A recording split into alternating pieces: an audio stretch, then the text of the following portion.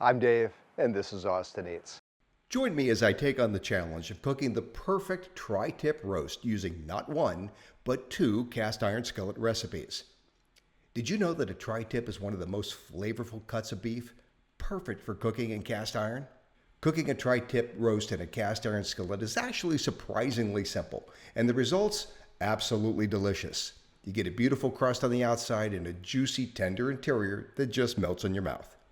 Many people struggle when cooking a tri-tip. It often comes out too rare or overdone.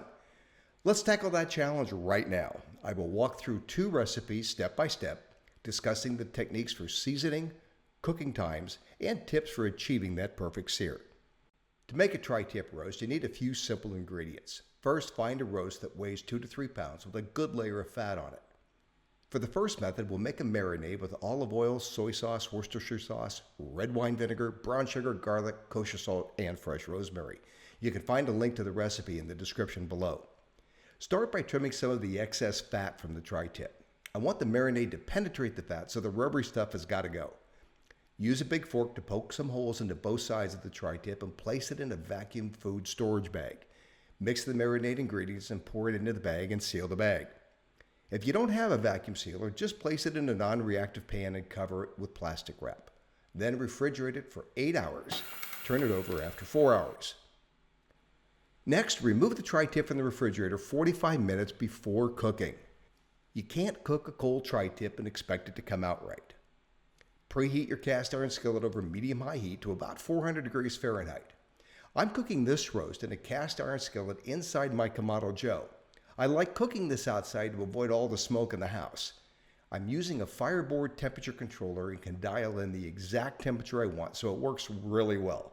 Watch my video on why you need a fireboard. There's a link in the description below. Remove the tri-tip from the bag and pat it dry. Place a temperature probe in the thickest part of the roast.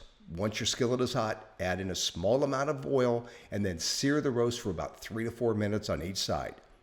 You'll want to get a nice brown crust on it. Next, reduce the heat to medium-low. For my Kamado Joe, I simply shut both vents. Continue cooking the tri-tip to your desired level of doneness. I like my tri-tip medium rare, so I cooked it for about 10 to 12 minutes total. Remember to use that meat thermometer. It's the only way to ensure your steak is cooked to perfection. And don't forget to let the roast rest for a few minutes before slicing. This is crucial for juicy tri-tip. That's method number 1. For the second method, I'm going to trim up my tri-tip and make a simple dry brine of kosher salt and coarsely ground black pepper. That's it. I will add those to both sides of the roast, seal it in a food storage bag, and refrigerate it for 24 hours. The next day, remove the steak from the refrigerator and cook it in a sous vide bath at 130 degrees Fahrenheit for 2 hours. This will take the entire tri-tip to medium rare throughout. I like to cook steak using sous vide or the reverse sear because it helps me nail the desired temperature every time. It's not undercooked or overcooked. When done, remove the steak from the bag and pat it dry. Preheat a skillet to 400 degrees Fahrenheit and sear both sides for about 1 minute until a nice golden brown crust forms. Because the roast is already cooked, searing takes less time than it did in method 1. There is no need to let the steak rest using this method. Okay, the moment of truth. Time to slice this bad boy up and see how it turned out.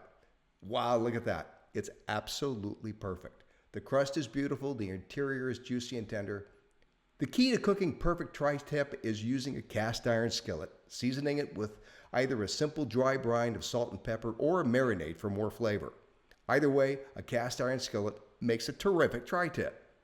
By the way, I have a new cookbook coming out. Go to my website at amzn.to and sign up to get notified when it becomes available.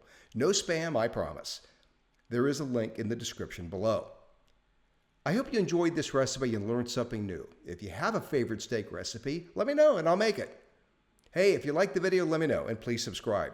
I'll see you next time on Austin Eats.